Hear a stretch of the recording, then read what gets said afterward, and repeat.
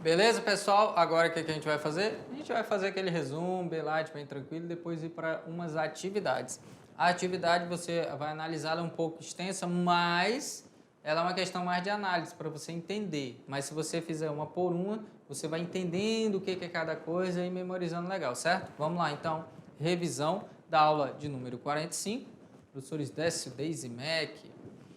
Aí falamos de impulso, né? Para ocorrer, para haver, né, impulso, é necessário que uma força atue sobre um corpo durante um certo intervalo de tempo. Aí eu te pergunto, fazer igual, até já falei assim, aí eu te pergunto, o que vai acontecer? Eu tenho impulso igual força vezes ΔT. Se a força é zero, gente, o que acontece? Volta lá no slide para você ver. O que acontece se esse F for zero? Não é uma multiplicação? Se F for zero, isso tudo aqui é zero, porque qualquer número multiplicado por zero é zero. Se o tempo é zero, não tem como, né? Porque o tempo sempre você vai ter que variar.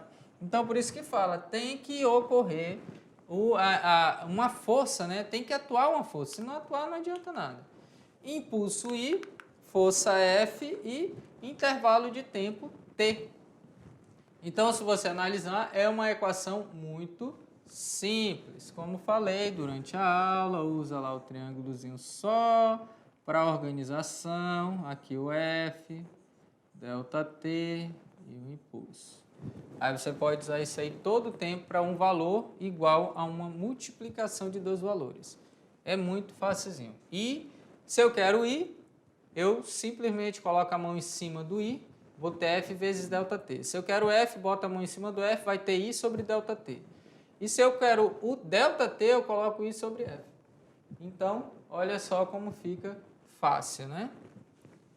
Beleza. No sistema internacional, a unidade é o newtons por segundo. Então, sempre lembrando, quilograma, metros e segundos. O impulso tem que ter a mesma direção e o mesmo sentido que a força. O impulso possui a mesma direção e o mesmo sentido da força que foi impressa no momento do chute aqui, ó. Ele vai chutar e vai mandar essa bola para longe. Do mesmo modo que o trabalho modifica a energia mecânica ou que a força altera a velocidade, o impulso é responsável pela variação da quantidade de movimento. Então, analisa bem, ó. O impulso é responsável pela variação da quantidade de movimento. Como assim? Se eu tenho o impulso, ele é igual à variação da quantidade de movimento. Quantidade de movimento sempre massa por velocidade, certo? Então, não confunda. A variação da quantidade de movimento é igual ao impulso.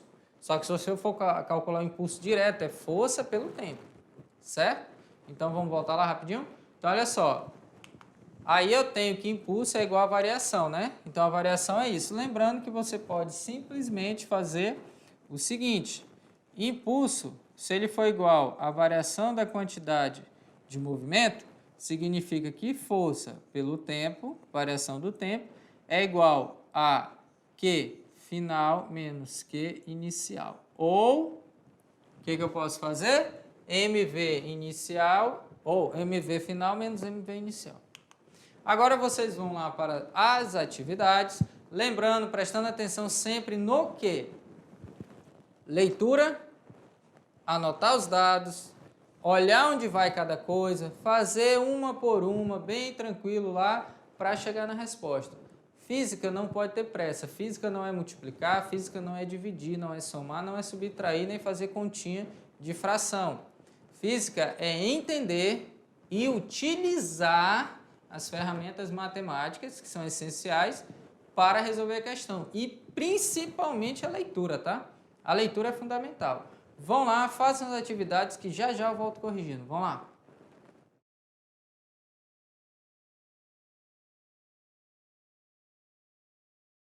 Já fizeram as atividades? Fizeram direitinho? Deu trabalho, hein? Umas questõezinhas aí cansativas, mas são questões como nós falamos. De vez em quando a gente traz umas questões mais elaboradas que é para ver se vocês estão aí afiados, né? Então vamos lá, começando, tirando as dúvidas.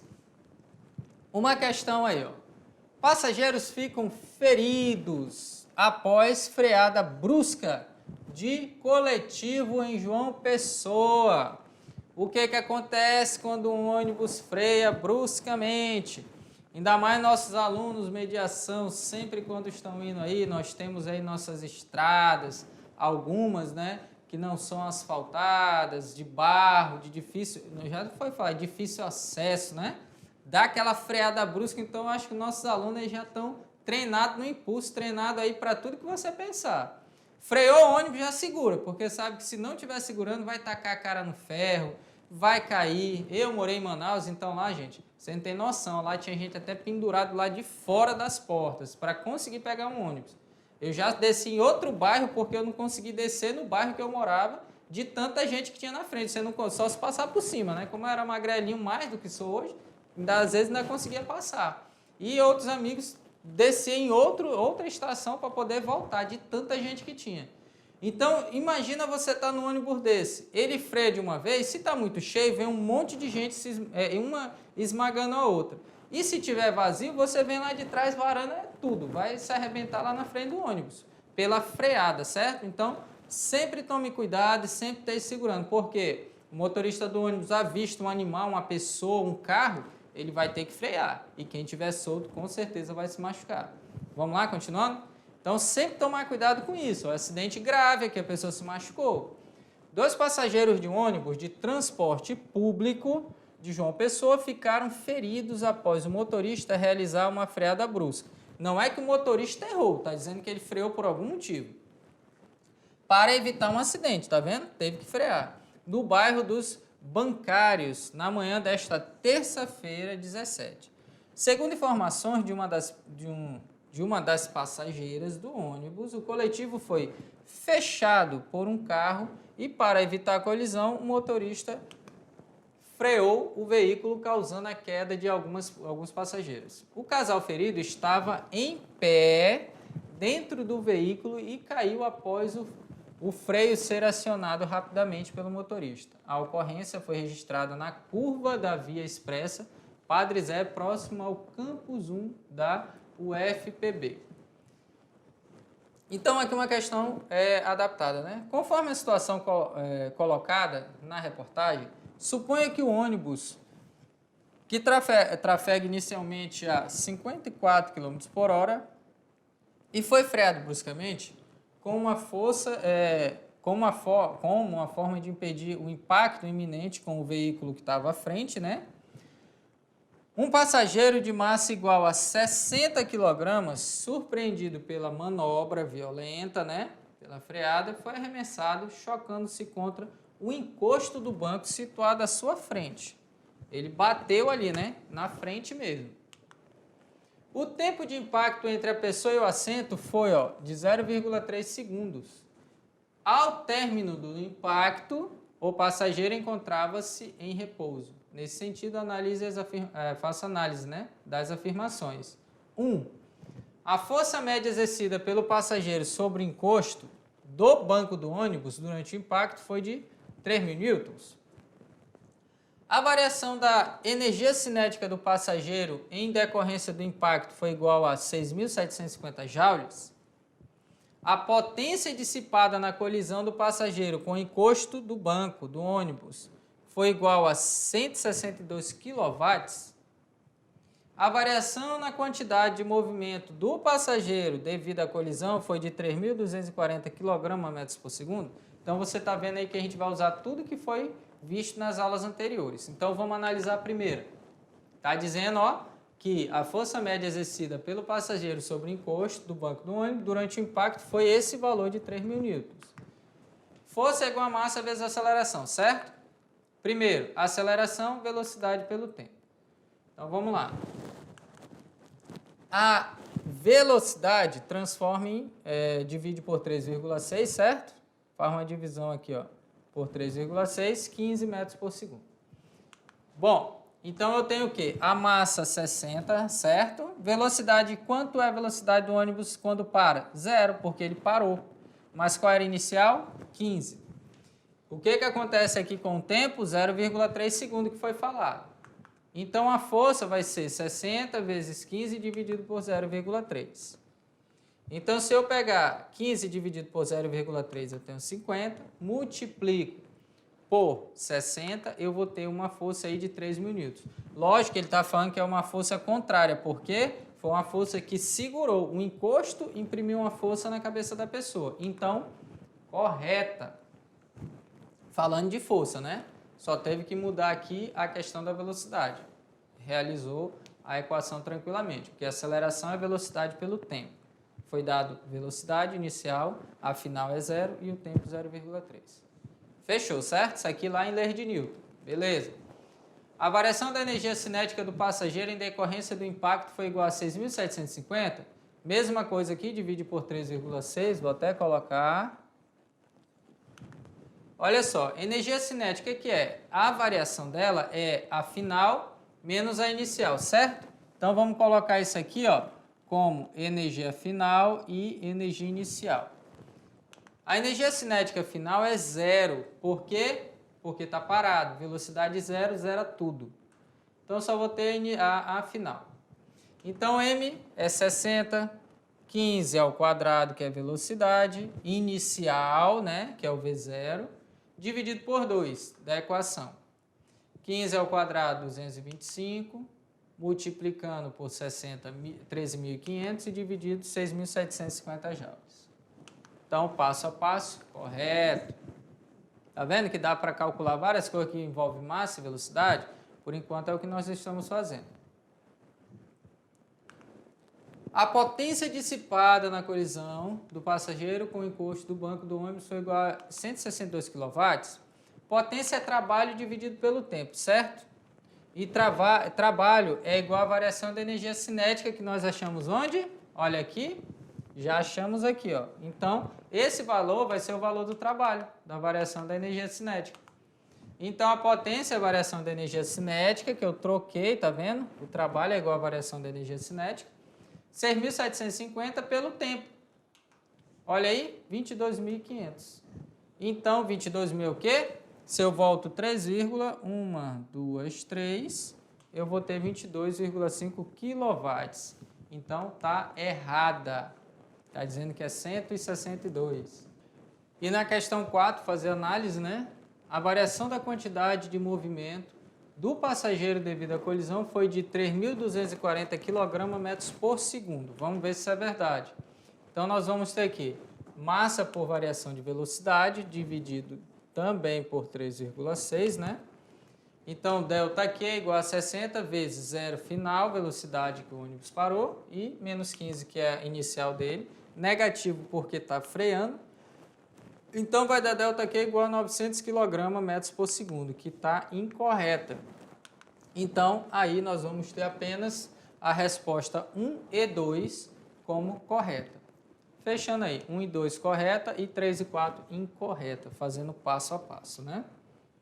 Então, qualquer coisa, avaliem, dê uma olhada, porque nós utilizamos força, energia cinética, trabalho, tudo lembrando aqui das questões anteriores, né? Tem que fazer uma questão que use isso.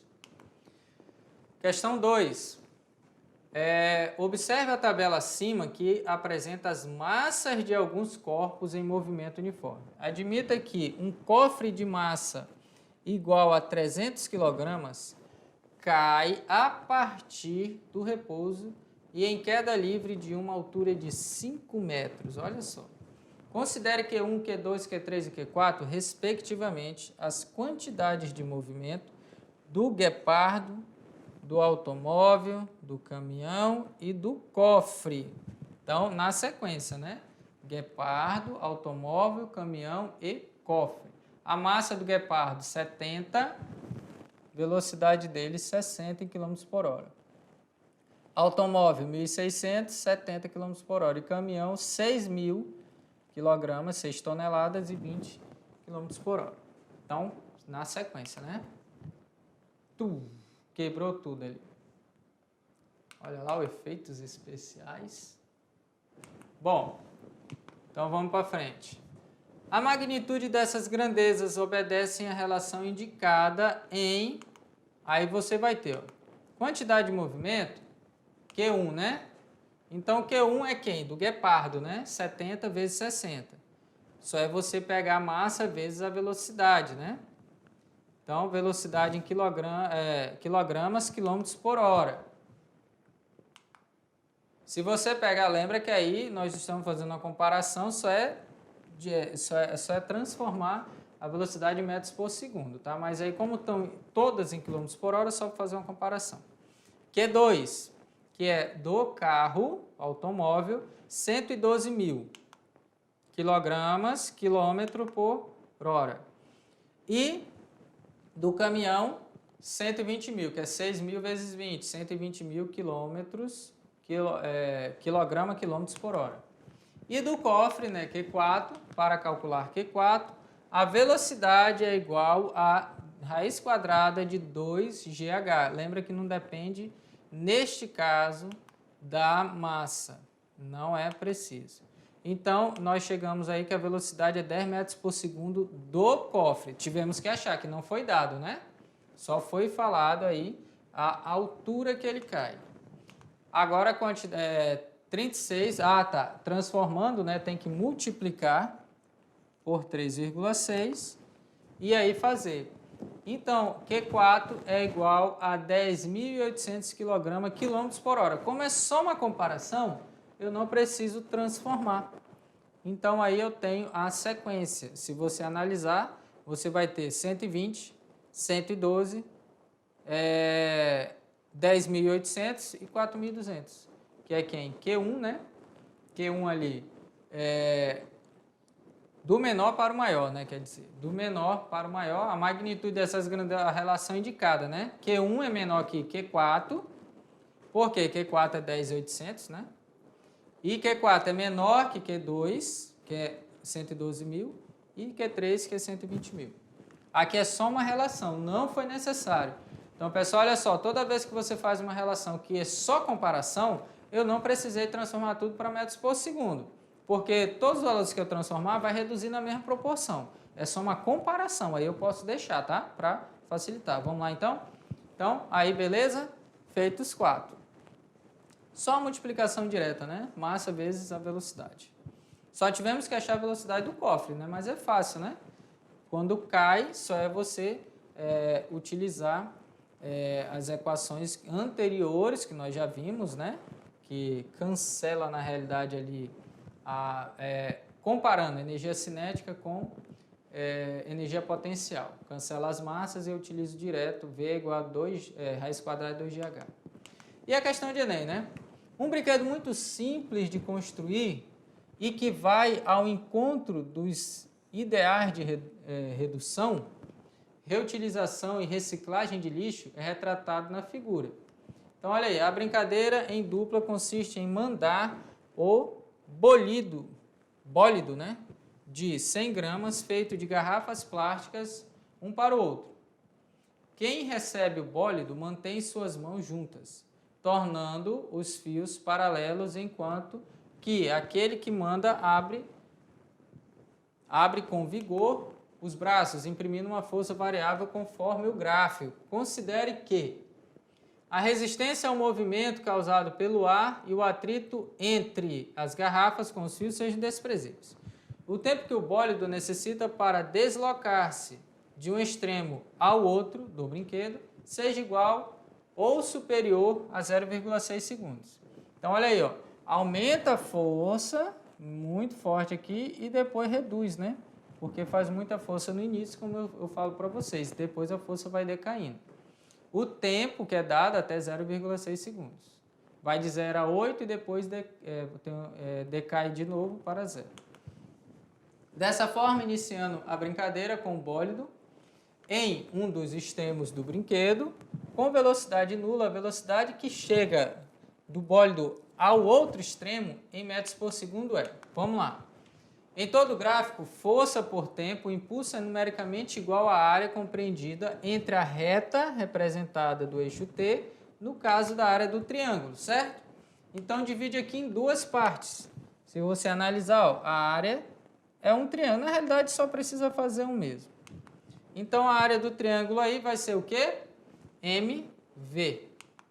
Então, e pelo teorema do impulso, né? O impulso é igual à variação de quantidade de movimento. mv é igual a F vezes ΔT. Então, mv é a quantidade de movimento e Ft é o impulso. Então, vamos lá. 0,6, certo? Vezes 8 dividido por 2, que é o tempo e a força, vezes 1 dividido por 0,100, que é a massa aí dele. A velocidade é igual a 4,8 dividido por 0,2, então a velocidade dele chega em 24 metros por segundo. Então, olha aí a velocidade que chega, né? Aqui eu vou ter base vezes altura dividido por 2 vezes, no caso, 1 sobre a massa, né? Então, base vezes altura, gente, é força pelo tempo dividido por 2, tá? Que é a área do triângulo. Isso aqui, ó, base vezes altura dividido por 2 é a área do triângulo. Quem é a base é ΔT, a altura é F, a massa passa dividindo e tem o dor do triângulo. Então, chegamos aí em 24 metros por segundo.